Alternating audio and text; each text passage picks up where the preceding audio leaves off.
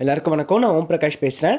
இது வரைக்கும் நீங்கள் இந்த சேனலை சப்ஸ்கிரைப் பண்ணலாம், சப்ஸ்கிரைப் பண்ணிக்கோங்க. அது மட்டும் இல்லாமல் பக்கத்தில் இருக்க பெல் பட்டனையும் கிளிக் பண்ணி வச்சுக்கோங்க. அப்போ தான் நம்ம சேனலில் போகிற எல்லா வீடியோஸும் வந்து உங்களுக்கு நோட்டிஃபிகேஷனில் காமிக்கும்.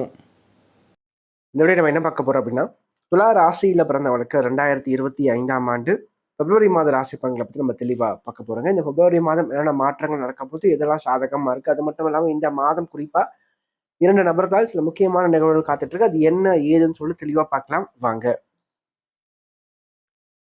துலாம் ராசியோட அதிபதி யாருன்னு பார்த்தீங்கன்னா சுக்கிரன். துலாம் ராசி கால புருஷனுக்கு 7வது ராசியா வருதுங்க. நட்சத்திரங்களை பொறுத்த வரைக்கும் துலா ராசியில சித்திரை 3 மற்றும் 4ஆம் பாதமும், சுவாதி முதல் 4 அட்சர பாதங்களையும், விசாகம் முதல் 3 அட்சர பாதங்களையும் கொண்டுள்ள ஒரு ராசி தாங்க இந்த துலாம் ராசி. துலாம் ராசிக்காரங்களை பொறுத்த வரைக்கும் இந்த பிப்ரவரி மாதம் எப்படி இருக்குங்க? அதாவது ராசிக்கு 8ஆம் இடத்துல குரு பகவான் மறைவு பெற்றும், பாக்கிய ஸ்தானத்துல செவ்வாய் வந்து ஓரளவுக்கு வலுவான தன்மையிலையும் உட்காந்துருக்காருங்க. 7ஆம் அதிபதி 9ஆம் இடத்துல அமரும் போது குடும்ப வாழ்க்கை நல்லா இருக்கும். இதனால் வரைக்கும் செவ்வாய் வந்து நீச்சம் பெற்று வக்ரம் பெற்ற தன்மையில இருந்திருப்பாருங்க. இப்ப இந்த மாதத்துல இருந்து பாத்தீங்கன்னா வக்ர நிவர்த்தி அடைகிறாருங்க. செவ்வாய் வந்து பாத்தீங்கன்னா பலம் பெறது சிறப்பு தான்.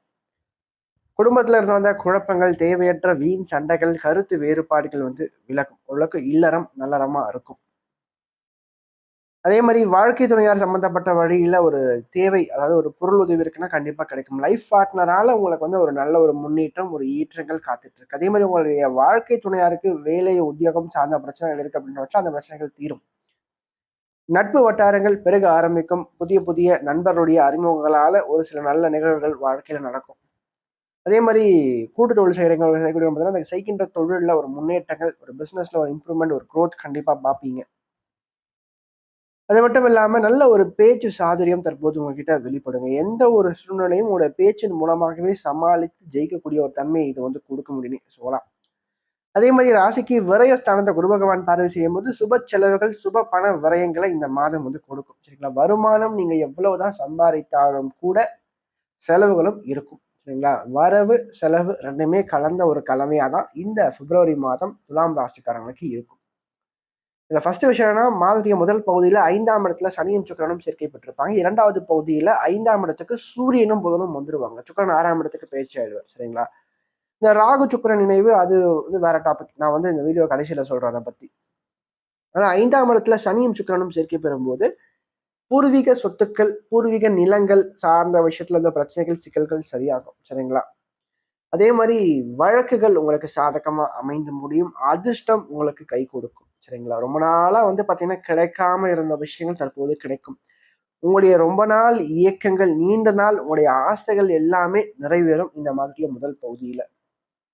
அதோடு மட்டும் இல்லாம சனி சுக்கிரன் இணைவு அப்படின்றது வந்து பாத்தீங்கன்னா பழமைக்கு அதிக முக்கியத்துவம் தருவீங்க. பழையது உங்களுக்கு ரொம்ப பிடிக்கும். ஏற்கனவே யூஸ் பண்ணது, மற்றவங்க பயன்படுத்திய பொருட்களை வாங்கி அழகு பார்ப்பீங்க. அது குறிப்பாக வந்து செகண்ட் ஹேண்ட்ல வந்து ஒரு கார் வாங்குறது, ஒரு பைக் வாங்குறது, மொபைல் ஃபோன் வாங்குறது, அல்லது ஏற்கனவே கட்டின வீட்டை வாங்குறது இது சார்ந்த விஷயங்களை சனியும் சுக்கிரனும் கொடுக்கும்.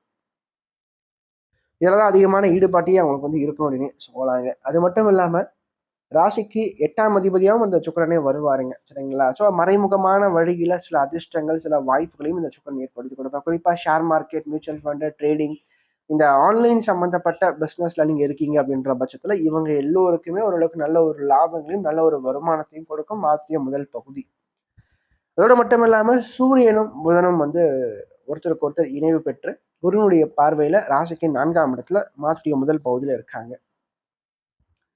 இந்த சூரியன் புதன் இணைவு 4ஆம் பாவத்தில் ஏற்படும். 4ஆம் இடம் கல்வி ஸ்தானம். சரிங்களா? அந்த இடத்துல இந்த இணைவு ஏற்படும் போது நல்ல ஒரு படிப்புல நல்ல ஒரு முன்னேற்றங்கள், நல்ல ஒரு growth கண்டிப்பா காத்துட்டு இருக்கு.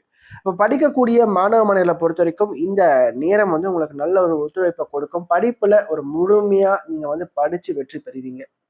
ஃபார் எக்ஸாம்பிளுக்கு நீங்க வந்து ஒரு எக்ஸாம்ஸ் நீங்க எழுதிட்டு இருக்கீங்க. ரொம்ப நாளா ஒரு எக்ஸாம் எழுதிட்டு இருக்கேன் சார், என்னால் கிளியர் பண்ண முடியல அப்படின்ற பட்சங்கள் இந்த காலகட்டங்கள்ல நீங்க எக்ஸாம்ஸ் எழுதும் போது கண்டிப்பா கிளியர் பண்ண முடியும். அதற்கான வாய்ப்புகள் சற்று அதிகமா இருக்கு. ஞாபக சக்தி பலப்படும், எண்ணங்கள் தெளிவாகும், புத்தகத்தின் மீதான ஈடுபாடு சற்று அதிகரிக்கும்.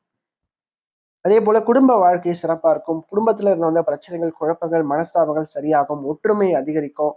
ஒரு மாதிரி வந்து ஃபேமிலி லைஃபே பிடிக்காம கஷ்டமா இருந்தவங்களுக்கு இந்த காலகட்டம் நல்ல ஒரு ஏற்றத்தை கொடுக்கும். அதற்கடுத்து சுய தொழில் செய்யக்கூடிய பார்த்தீங்கன்னா செய்கின்ற தொழில்ல நல்ல ஒரு முன்னேற்றத்தை உண்டு பண்ணி கொடுக்கும் இந்த நேரம். சரிங்களா? ஏன்னா 5ஆம் அதிபதி ராசிக்கு 5ஆம் இடத்துல வலுத்து லாபாதின்னு சொல்லப்படுற சூரியனோட இந்த மாதம் 2வது பகுதியில் இணைவு பெறுவாருங்க. இதுல ஒரு பிளஸ் இருக்கு, ஒரு மைனஸ் இருக்கு. பிளஸ் அப்படின்னு பார்க்கும்போது லாபாதிபதி லாபஸ்தானத்தை பார்க்கும்போது நல்ல ஒரு வருமானம், நல்ல ஒரு லாபத்தை கொடுப்பாருங்க. தொழில் ரீதியா கண்டிப்பா நல்ல ஒரு முன்னேற்றங்கள் காத்துட்டு இருக்குங்க. ஆனா ராசிக்கு 2ஆம் இடமான விரயஸ்தானத்தை 2 மாபெரும் சுபர்கள் அப்படின்னு சொல்லப்படக்கூடிய குருவும் சரி சுக்கிரனும் சரி பார்ப்பாங்க. இந்த குரு சுக்கிரன் ஒருங்கே இணைந்து ராசிக்கு விரயஸ்தானத்தை பார்க்கும்போது கண்டிப்பா சுப செலவுகள், சுப விரயங்கள், அத்தியாவசிய செலவுகள் கண்டிப்பா காத்துட்டு இருக்கு. அதுல சந்தேகமே தேவையில்லை. சரிங்களா? நல்ல விஷயத்துக்காக செலவு பண்ணுவீங்க. ஒரு தங்க நகை வாங்கி போடுவீங்க. வெள்ளியால் ஆன அணிகலன்கள் வாங்குவீங்க. வண்டி வாகன வசதியை அமைச்சுப்பீங்க. ஸோ ரொம்ப தேவையான விஷயத்துக்காக நீங்க செலவு பண்ணுவீங்க. நல்ல விஷயத்துக்காக செலவுகள் காத்துட்டு அல்லது குடும்பத்துல சுப நிகழ்ச்சிகளுக்காக செலவு செய்யறது, குடும்ப உறவுகளுக்காக செலவு செய்யறது. ஸோ இது சார்ந்த விஷயங்களுக்காக இந்த மாதம் வந்து செலவுகள் உங்களோட வாழ்க்கையில இருக்கு. சரி, இப்போ வந்து என்னன்னா ராசிக்கு 6ஆம் இடத்துல ராகுவும் சுக்கிரனும் இந்த மாதத்துடைய 2வது பகுதியில் இணைவாங்க. நான் சொன்ன மாதிரி ஃபர்ஸ்ட் விஷயம், இந்த மாதம் குறிப்பா 2 நபர்களால் இந்த விஷயங்கள் நடக்கும்னு நான் சொன்னேன். ஃபர்ஸ்ட் விஷயம், ராசி அதிபதியே 6ஆம் இடத்துல மறைவு பெற்று உச்சம் பெறது சிறப்பு இல்லைங்க. நீங்களாதான் போய் பிரச்சனையெல்லாம் மாட்டுவீங்க இந்த காலகட்டங்கள்ல. நீங்க வந்து தான் உண்டு தான் வேலை உண்டுன்னு இருந்துட்டீங்கன்னா எந்த ஒரு பிரச்சனையும் கிடையாது. ராசி அதிபதி 6ல உச்சமாகும் போது தேவையில்லாத பிரச்சனைகளை மூக்க நுழைச்சு நீங்களாவே மாட்டிப்பீங்க. அதனால முடிஞ்ச வரைக்கும் தேவையற்ற விஷயங்களை மூக்க நுழைக்காதீங்க. பணம் கொடுக்கல் வாங்கல் விஷயத்துல கொஞ்சம் கவனமா இருங்க. யாருக்கு செலவு பண்றோம், எதுக்கு செலவு பண்றோம்னு யோசிச்சு செலவு பண்ணுங்க. சரிங்களா?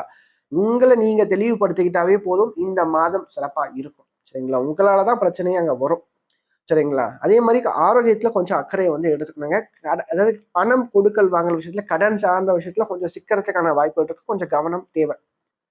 2வது, ராசிக்கு 5ஆம் இடத்துல சனியும் சூரியனும் இணைவு பெறுவாங்க. நான் சொன்ன மாதிரி ஒரு பிளஸ் அப்படின்றது லாபாதிபதி லாபத்தை பார்க்கும்போது வருமானத்தை கொடுப்பார், லாபத்தை கொடுப்பார். ஆனா இங்க ஆதிபத்திய ரீதியில ஏற்றத்தை கொடுத்தாலும் காரகத்துவ வழியில சனியும் சூரியனும் இணைவு பெறுது தந்தை சம்பந்தப்பட்ட வழியில சில சிக்கல்களை கொடுக்கும். தந்தைக்கும் உங்களுக்கும் இடையே கருத்து வேறுபாடுகளை கொடுக்கும். அல்லது பிள்ளைகள், உங்களுடைய குழந்தைகள் சார்ந்த வழியில கொஞ்சம் சிக்கல்களை கொடுக்கும். சரிங்களா?